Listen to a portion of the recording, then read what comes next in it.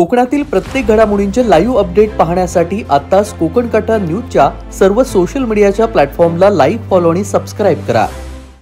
ह्याचं स्पष्टीकरण मी योग्य वेळेस नक्कीच देईन, परंतु एवढं मात्र नक्की सांगेन की दादांत खोटे आरोप तर केलेलेच आहेत, परंतु पुरावे पण कसे खोटे आहेत हे मी देखील नक्की सिद्ध करून दाखवेन। आज मी एवढंच म्हणेन, योग्य वेळी योग्य ते उत्तर देईन, पुराव्यानिशी देईन की त्यांचे पुरावे कसे खोटे आहेत। फक्त बदनामी करण्याच्या दृष्टीने, फक्त कॉन्फ्लिक्ट ऑफ इंटरेस्ट ह्याच्या नावाखाली ज्या गोष्टी सभागृहामध्ये रेटून नेलेल्या आहेत त्याचं जे काही उत्तर द्यायचं आहे ते उत्तर योग्य वेळी मी देईन। आणि त्यांच्या आरोपावरती आज ते राजीनाम्याची मागणी करतायत, ठीक आहे, विरोधी पक्षामध्ये आहेत, एखादा कुठला तरी विषय रेटून धरायचा आणि त्याच्यावरती राजीनामा मागायचा ही त्यांची आता कार्यपद्धती झालेली आहे। यावरती योग्य ती माझी बाजू ह्याच्यावरती योग्य ती माझी बाजू ही योग्य वेळी मांडेन।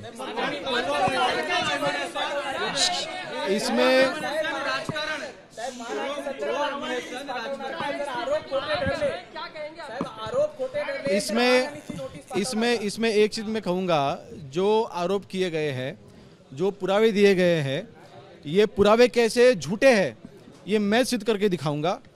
इसमें सिर्फ मेरी बदनामी, मेरी जो मातोश्री है उनकी बदनामी, और इसमें सिर्फ रेजिग्नेशन मांगने के लिए जो डॉक्यूमेंट्स का सहारा लिया गया है ये कैसे झूठे हैं।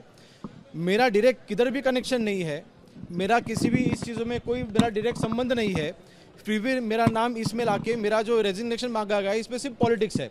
और मेरी साइड इसमें मेरे जो भी डॉक्यूमेंट्स है, जो भी मेरे पास जो इस पे प्रूफ्स है वो जल्दी ही में हे परमिट जे आहे हे ज्योती रामदास कदम माझ्या माहितीप्रमाणे गृह राज्य मंत्र्यांच्या मातोश्री आहेत। त्या खात्याशी संबंधित असलेला व्यवसाय करू शकतो का? ज्या आराराबांनी बंद केला, ज्याला अश्लीलता आहे, जे समाजात निषिद्ध आहे, ज्याला समाजात छितू होते, अशा गोष्टींना प्रोत्साहन देण्याचं काम, अशा गोष्टी चालवण्याचं काम महसूल राज्यमंत्र्यांच्या घरात होतंय। समतानगर पोलीस स्टेशन आणि युनिट नंबर 12 यांनी रेड केली। ही रेड का केली? कारण त्यांच्याकडे माहिती आली की इथे डान्स बार चालतो, अश्लील नृत्य चालतात, लाखो करोड रुपये या डान्स बार मध्ये उडवले जातात, दौलत जादा होते, वेगवेगळ्या प्रकारचे लोक इकडे येतात आणि मुलींवरती पैसे उडवतात, अश्लील हावभाव, म्हणजे तुमच्या कायद्यामध्ये ज्या काही तरतुदी आहेत। डान्स बारला परमिशन कशाला असते? डान्स बार नावाचा हा विषयच नाहीये। विषय काय आहे? ऑर्केस्ट्राला परमिशन आहे। ऑर्केस्ट्राचे नियम काय आहेत की त्याला प्लॅटफॉर्म असायला पाहिजे, त्या प्लॅटफॉर्म मधनं कोणीही मुली खाली नाही आल्या पाहिजेत, गाणी आणि त्यांच्यामध्ये अंतर असलं पाहिजे, सगळं ठीक आहे। परंतु पोलिसांना ज्यावेळेला माहिती मिळाली की अश्लील डान्स बार मध्ये असे प्रकार होत आहेत, पोलिसांनी रेड केली। 22 डान्स बारबाला ह्या पकडल्या गेल्या। 22 बारबाला त्यांची यादी मी आता देतो। दादांकडे देऊ की कोणाकडे देऊ? आता आपण तर उपमुख्यमंत्री, आता आपल्याचकडे देणं जास्त सोयीचं राहील। 22 बारबाला, 22 गिराईक, 4 ऑफिसचा स्टाफ, म्हणजे ते वेटर, स्टुअर्ड, हे सगळे असे मिळून सगळे लोक पकडले गेले।